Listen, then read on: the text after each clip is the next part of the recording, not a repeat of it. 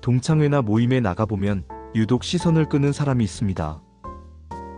머리부터 발끝까지 명품 로고로 도배를 하고 손가락마다 번쩍이는 금반지를 꼈는데도 어딘가 모르게 부담스럽고 가벼워 보이는 사람이 있죠. 반면에 화장기도 별로 없고 수수하고 평범한 옷차림인데도 이상하게 시선이 가고 곁에 다가가서 말을 걸고 싶은 사람이 있습니다. 우리는 그런 사람을 보며 이렇게 말합니다. 저 사람은 참 귀티가 난다. 나이가 들어도 참 우아하다. 도대체 이 차이는 어디서 오는 걸까요? 나이가 50, 60을 넘어가면 사람을 보는 기준이 확연히 달라집니다. 젊을 때는 어떤 차를 타는지, 어느 동네에 사는지가 궁금했지만 이제는 그 사람이 풍기는 분위기에 먼저 압도당하거나 반대로 실망하게 됩니다. 돈이 많아도 곁에 가기 싫은 사람이 있고 평범해도 자꾸만 곁에 머물고 싶은 사람이 있습니다. 결론부터 말씀드리면 진짜 귀티는 백화점 명품관에서 돈을 주고 살 수 있는 것이 아닙니다. 귀티는 그 사람이 살아온 세월 동안 쌓아 올린 마음의 여유와 태도가 피부 밖으로 배어나오는 인생의 향기 같은 것입니다. 나이가 들수록 얼굴의 생김새보다 표정과 분위기가 그 사람을 말해줍니다. 오늘은 나이 들수록 천박해지는 사람과 시간이 지날수록 귀티가 흐르는 사람의 결정적인 차이 3가지에 대해 깊이 있게 이야기해 보려 합니다. 이 3가지만 내 것으로 만들어도 당신은 어디를 가나 대접받고 존중받는 품격 있는 어른이 될 수 있습니다. 첫 번째 결정적 차이는 자랑하는 입과 경청하는 귀의 차이입니다.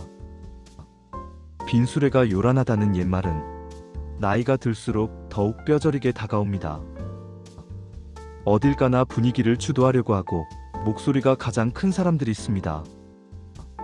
자식의 명문대 합격, 남편의 승진, 새로 산 넓은 아파트, 물론 기쁜 일이고 자랑하고 싶을 수 있습니다. 하지만 그 자랑이 길어질수록 듣는 사람의 마음속에서는 축하 대신 피로감이 쌓입니다. 그래서 나보고 어쩌라는 거지? 하는 반감마저 들게 만듭니다. 스스로 빛을 내려고 발버둥 치는 사람은 오히려 눈을 부시게 해서 시선을 피하게 만듭니다. 묻지도 않은 자랑이 길어질수록 듣는 사람의 마음은 점점 멀어집니다. 사람들은 굳이 말하지 않아도 느껴지는 것을 더 정확히 압니다. 역설적이게도 마음속이 텅 비어있기 때문에 자신의 현재가 초라하고 불안하니까 과거의 영광이나 외부의 물질을 끌어와서 자신을 부풀려 보이려는 것입니다. 하지만 듣는 사람들은 다 압니다. 그 화려한 포장지 속에 아무것도 없다는 것을요. 그래서 겉으로는 웃어주지만 속으로는 피곤해하며 거리를 둡니다. 반대로 귀티가 나는 사람들은 입이 무겁고 귀가 열려 있습니다. 그들은 자신을 증명하기 위해 애쓰지 않습니다. 이미 내면이 단단하게 채워져 있기 때문에 굳이 남들에게 자신을 과시할 필요를 느끼지 못합니다. 대신 상대방의 눈을 맞추며 고개를 끄덕여주고 그래서 어떻게 됐어? 참 대단하다. 고생 많았네. 라며 진심으로 공감해줍니다. 더 멋진 것은 자신의 약점이나 어설픈 실수조차도 여유로운 웃음과 함께 털어놓는다는 것입니다.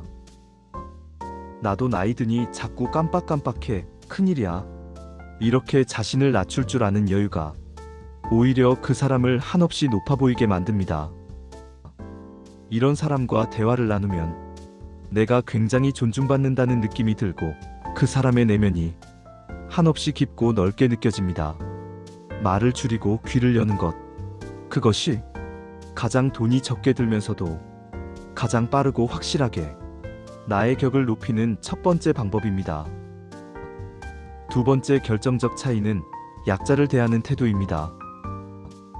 한 사람의 진짜 인성은 자신보다 강한 사람 앞이 아니라 자신보다 약한 사람 앞에서 명백하게 드러납니다.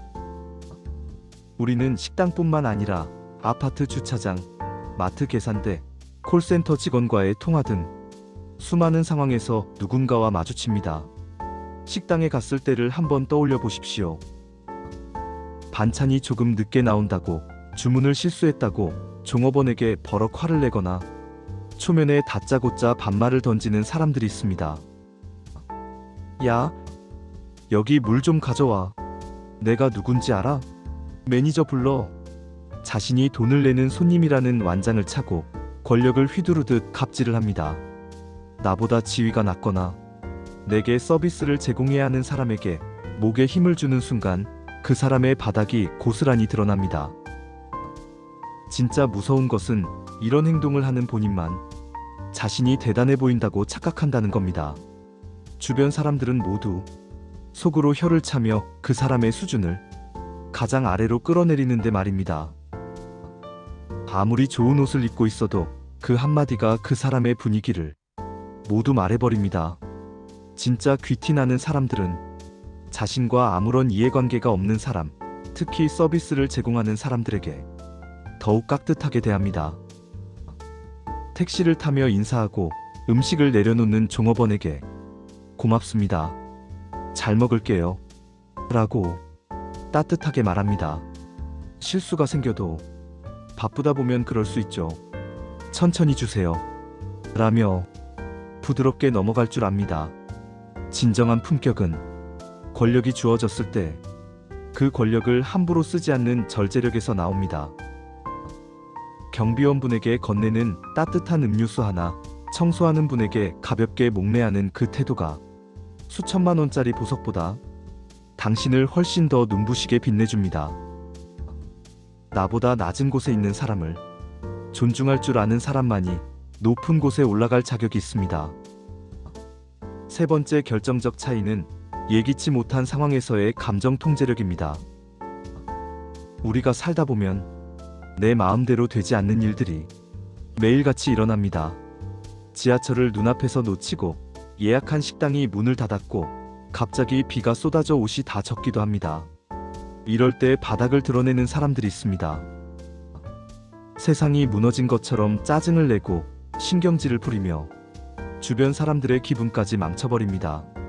가족과 오랜만에 나선 여행길, 차가 꽉 막혀 도로에 갇혀버렸다고 상상해 보십시오. 아, 내가 이 시간엔 출발하지 말자고 했지. 누구 때문에 이렇게 고생하는 거야?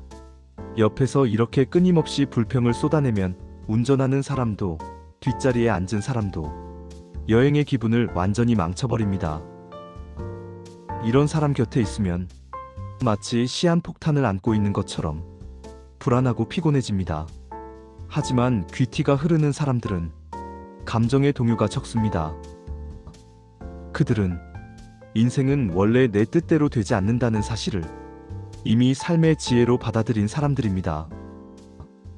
예상치 못한 문제가 발생했을 때 그들은 화를 내는 대신 이렇게 생각합니다. 차 막히는 김에 우리 옛날 노래나 들어볼까?